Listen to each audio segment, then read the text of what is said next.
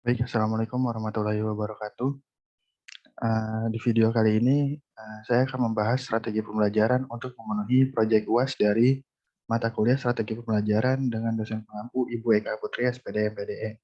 Sebelum saya mulai, saya akan memperkenalkan diri saya terlebih dahulu. Nama saya Muhammad Arya Hartanto, NIM saya 18720500012. Saya dari FIP Ekonomi A.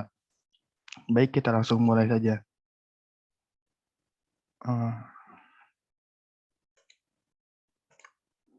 jadi di proyek kali ini ada 4 pertanyaan yang telah disiapkan oleh Ibu Eka. Yang pertama adalah, menurut saudara bagaimanakah cara memilih strategi pembelajaran yang tepat?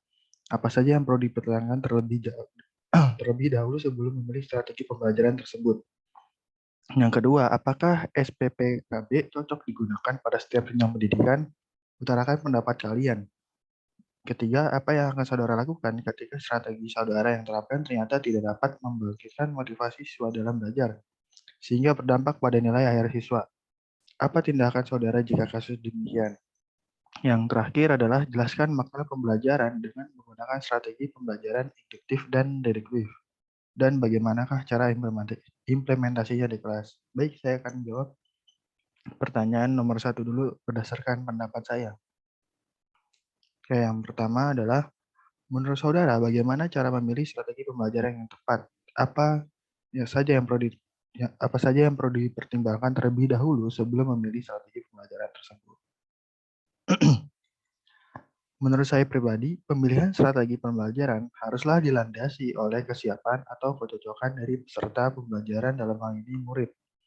Namun tidak bisa dipungkiri bahwa dalam satu kelas itu terdapat banyak murid atau siswa yang bisa saja tidak cocok dengan strategi yang kita gunakan. Dan juga terdapat murid atau siswa yang sangat antusias dengan strategi yang kita terapkan di kelas itu. Jadi kalau memilih strategi pembelajaran harus lihat dulu muridnya ini enaknya bagaimana. Jadi kita bisa mencocokkan strategi pembelajaran yang akan kita gunakan ke depannya. Oke, lanjut. Yang nomor 2 adalah, apakah strategi pembelajaran peningkatan kemampuan berpikir cocok digunakan dalam setiap jenjang pendidikan? Utarakan pendapat kalian. Menurut saya tidak cocok, karena penerapan dari SPPKB itu sendiri adalah, dalam SPPKB, materi pelajaran tidak disajikan begitu saja kepada siswa. Akan tetapi, siswa dibimbing untuk menemukan sendiri konsep yang harus dikuasai melalui proses dialogis yang terus-menerus dengan memanfaatkan pengalaman siswa. Walaupun tujuan SPPKB sama dengan materi pembelajaran inquiry atau SPI, yaitu agar siswa dapat mencari dan menemukan materi pelajaran sendiri. Akan tetapi, keduanya memiliki perbedaan yang mendasar. Perbedaan tersebut terletak pada pola pembelajaran yang digunakan. Dalam pola pembelajaran SPPKB, guru memanfaatkan pengalaman siswa sebagai tolak berpikir, bukan teka-teki yang harus dicari jawabannya seperti dalam pola inquiry. Nah, jadi menurut saya SPPKB lebih cocok diterapkan pada jenjang yang lebih tinggi, karena SPPKB akan menuntut akan pengalaman yang dimiliki oleh siswanya. Nah, yang ketiga adalah, apa yang saudara lakukan ketika strategi yang saudara terapkan ternyata tidak dapat membangkitkan motivasi siswa dalam belajar sehingga berdampak pada nilai akhir siswa? Bagaimana tindakannya?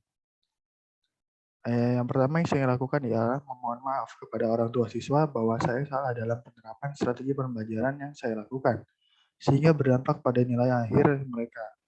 Jadi perlu saya tekankan lagi untuk orang tua siswa bahwa anak mereka tidak sepenuhnya salah dalam pembelajaran. Nah, dalam kasus ini saya berkomitmen untuk segera mengubah gaya atau strategi pembelajaran yang saya lakukan. Seperti itu.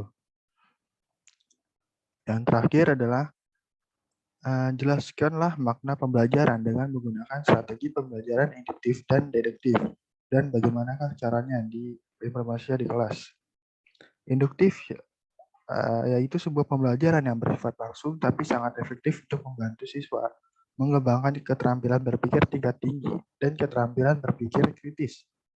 Pada pembelajaran ini, guru langsung memberikan presentasi informasi-informasi yang akan memberikan ilustrasi tentang topik yang akan dipelajari siswa. Selanjutnya, guru yang membimbing siswa untuk menemukan pola-pola tertentu dari ilustrasi yang diberikan tadi. gitu. Nah, kalau yang deduktif merupakan imbangan yang sangat dekat bagi model pembelajaran induktif. Kedua pembelajaran ini dirancang untuk mengajarkan konsep dan generalisasi, mengandalkan contoh dan bergantung pada keterlibatan guru secara aktif dalam membimbing siswa. Perbedaannya adalah terletak pada urutan kejadian. Selama pembelajaran, keterampilan berpikir, cara memotivasi, dan waktu yang diperlukan, serta biasanya pada pembelajaran deduktif, seorang guru harus lebih aktif daripada siswanya. Jadi sama aja modelnya kayak model ceramah gitu. Oke, mungkin segitu saja yang bisa saya sampaikan pada pemateri pembelajaran kali ini. Kurang lebihnya mohon maaf. Wabillahi taufiq wal hidayah. Wassalamualaikum warahmatullahi wabarakatuh.